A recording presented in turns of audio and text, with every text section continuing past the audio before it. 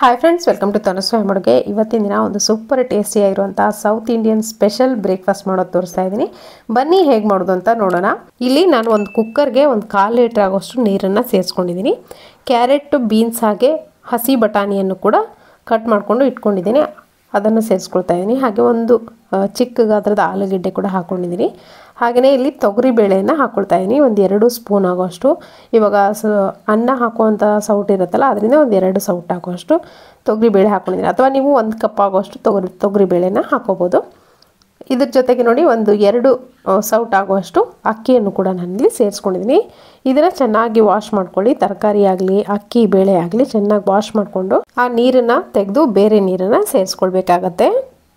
So ನೋಡಿ, ಕ್ಲೀನಾಗಿ wash ಮಾಡ್ಕೊಂಡು ಇಟ್ಕೊಂಡಿದ್ದೀನಿ. ಇದಕ್ಕೆ ಮತ್ತೆ ಒಂದು 1/4 ಲೀಟ್ರ್ ಆಗುವಷ್ಟು ನೀರನ್ನು ಸೇರಿಸ್ಕೊಳ್ತಾ ಇದ್ದೀನಿ, ಅಥವಾ ಒಂದು ಗ್ಲಾಸ್ ಆಗುವಷ್ಟು ನೀರನ್ನು ಸೇರಿಸ್ಕೊಂಡು ಕುಕ್ಕರ್ ಲಿಡ್ಡನ್ನು ಕ್ಲೋಸ್ ಮಾಡಿ ಇಲ್ಲಿ ನಾನು 3 ವಿಷಲ್ನ ಕೂಗಿಸ್ಕೊಳ್ತೀನಿ.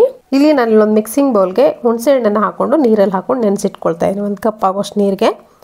ಇವಾಗ ಒಂದು 3 ವಿಷಲ್ನ ಕೂಗಿಸ್ಕೊಂಡಿದ್ದೀನಿ. ಚೆನ್ನಾಗಿ ನಮ್ಗೆ ಯಾವ ಹದಕ್ಕೆ ಬೇಕೋ ಆ ಹದಕ್ಕೆ ಅಕ್ಕಿ ಬೇಳೆ ಆಗಲಿ ಅಥವಾ ತರಕಾರಿ ಆಗಲಿ ಬೆಂದಿರುತ್ತೆ. ಚೆನ್ನಾಗಿ ಮ್ಯಾಶ್ ಮಾಡಿಕೊಂಡು ಸ್ವಲ್ಪ ನೀರನ್ನು ಕೂಡ ಸೇರಿಸ್ಕೊಂಡು ಒಲೆ ಮೇಲೆ ಮತ್ತೆ ಕುದಿಯೋಕೆ ಇಡ್ತೀನಿ. ಇವಾಗ ಇದಕ್ಕೆ ಒಂದು ಒಗ್ಗರಣೆ ಮಾಡ್ಕೊಳ್ಳೋಣ. ತುಂಬ ಟೇಸ್ಟಿಯಾಗಿರುವಂಥ ಬಿಸಿಬೇಳೆ ಬಾತ್ ನೀವು ಸಾಕಷ್ಟು ವಿಧಾನದಲ್ಲಿ ಮಾಡಿರ್ತೀರ, ಈ ಥರ ಕೂಡ ಒಂದು ಸರಿ ಮಾಡಿ ನೋಡಿ. ಒಗ್ಗರಣೆ ಪಾತ್ರೆಗೆ ಎಣ್ಣೆ ಮತ್ತು ತುಪ್ಪ ಹಾಕ್ಕೊಂಡು ಕಡಲೆ ಬೀಜ ಒಂದು ಅರ್ಧ ಟೇಬಲ್ ಸ್ಪೂನ್ ಆಗೋಷ್ಟು, ಹಾಗೆಯೇ ಗೋಡಂಬಿ ಒಂದು 5ರಿಂದ 10, ಹಾಗೆಯೇ ಕರಿಬೇವಿನ ಸೊಪ್ಪನ್ನು ಕೂಡ ತೊಗೊಂಡಿದ್ದೀನಿ. ಮೊದಲಿಗೆ ಕಡಲೆ ಬೀಜನ ಚೆನ್ನಾಗಿ ಹುರ್ಕೋಬೇಕು, ಪೂರ್ತಿ ಕ್ರಿಸ್ಪಿ ಆಗೋವರೆಗೂ, ಪೂರ್ತಿ ಕಲರ್ ಚೇಂಜ್ ಆಗೋವರೆಗೂ ಚೆನ್ನಾಗಿ ಹುರ್ಕೋಬೇಕು. ನೋಡಿ, ಬಾಯಲ್ಲಿ ಸಿಗ್ತಾ ಇದ್ದರೆ ಸ್ವಲ್ಪ ಕ್ರಿಸ್ಪಿನೆಸ್ ಬರಬೇಕು, ಅಲ್ಲಿವರೆಗೂ ಹುರ್ಕೊಂಡು ಆದಮೇಲೆ ಇಲ್ಲಿ ಗೋಡಂಬಿಯನ್ನು ಹಾಕ್ಕೊಳ್ತಾ ಇದ್ದೀನಿ. ಹಾಗೆ ಕರಿಬೇವಿನ ಸೊಪ್ಪು ಜೊತೆಗೆ ಸೇರಿಕೊಂಡು ಹಾಕ್ಕೊಂಡಿದ್ದೀನಿ.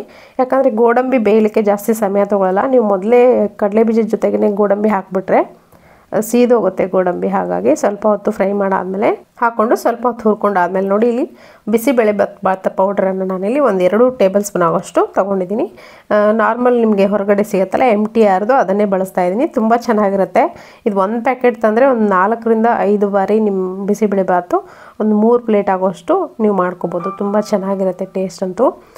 ಈ ವಿಧಾನದಲ್ಲಿ ಒಂದ್ಸತಿ ಮಾಡಿ ನೋಡಿ. ಕೆಲವರು ಏನು ಮಾಡ್ತಾರೆ, ಕುಕ್ಕರಲ್ಲೇ ಮಸಾಲೆ ಎಲ್ಲ ಹಾಕಿ ಕೂಗಿಸ್ತಾರೆ, ಅಷ್ಟು ಚೆನ್ನಾಗಿ ಟೇಸ್ಟ್ ಬರಲ್ಲ. ಈ ಥರ ಒಂದ್ಸರಿ ಮಾಡಿ ನೋಡಿ.